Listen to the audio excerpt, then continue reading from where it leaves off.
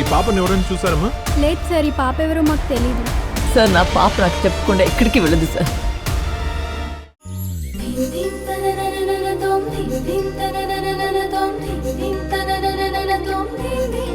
అడిగేది నిన్నే, ఎక్కడికి వెళ్ళింది? అంజలి, అంజలి, ధ్రువ సార్ ఖచ్చితంగా నా కోసం రేపు వస్తారు. నేను ఇక్కడ లేను అని గొడవ చేస్తారు. నేను కనిపించకపోతే కోపంతో ఊగిపోతారు. ఆ టైంలో ఈ లెటర్ ఆయనకి ఇవ్వు. ఆయన ప్రశ్నలకి ఇందులో సమాధానాలు ఉంటాయి. వస్తాను, జాగ్రత్త. చెప్పు, నీకు చెప్పే ఉంటుంది కదా. నిజంగా తెలీదు సార్. నిన్న అక్క కొంచెం డల్గా ఉంది. ఏం జరిగింది అని అడిగితే రేపు చెప్తానని చెప్పింది. కానీ నేను నిద్ర లేచి చూసేసరికి తన షెల్ఫ్ ఖాళీగా ఉంది.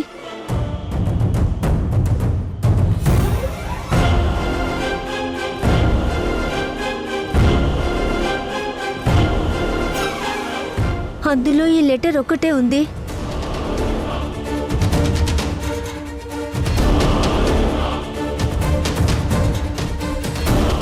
ధ్రువ సార్, ఇది ఉత్తరం కాదు. నా లోపల చచ్చిపోతున్న ఓపిక పంపుతున్న ఆఖరి హెచ్చరిక. మీతో నడిస్తే తోడు దొరుకుతుందనుకున్నాను, కానీ ప్రతి అడుగులోనూ ఒక అబద్ధం తోడవుతుందని ఊహించలేదు. భర్త పక్కనుంటే భార్యకి భవిష్యత్తు కనిపిస్తుంది, కానీ మీతో నాకు అది కనిపించడం లేదు. ఒక చీకటి గదిలో గోడలను తడుముకుంటూ నడుస్తున్నట్టుగా ఉంది.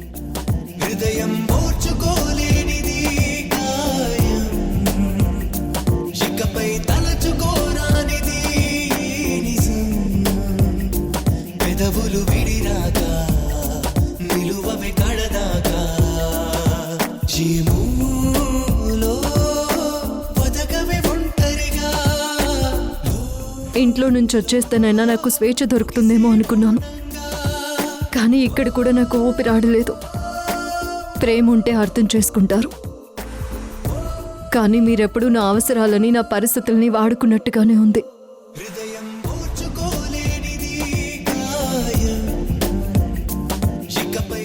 ఒక మనిషిని ప్రేమించడం అంటే వాళ్ళని మనకు కావాల్సినట్టుగా మార్చుకోవడం కాదు సార్. వాళ్ళకేం కావాలో తెలుసుకోవాలి.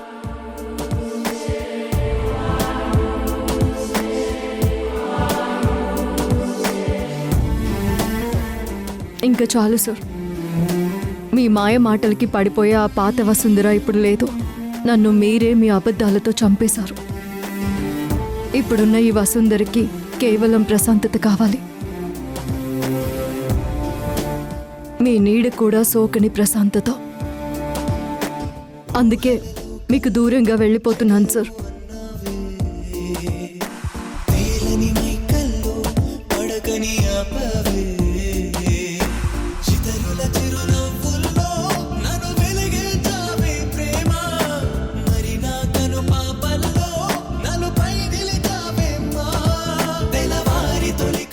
దయచేసి నన్ను వెతికే ప్రయత్నం చేయొద్దు. ఇంత ప్రపంచంలో నాకు 4 అడుగులు లేకుండా చేయకండి.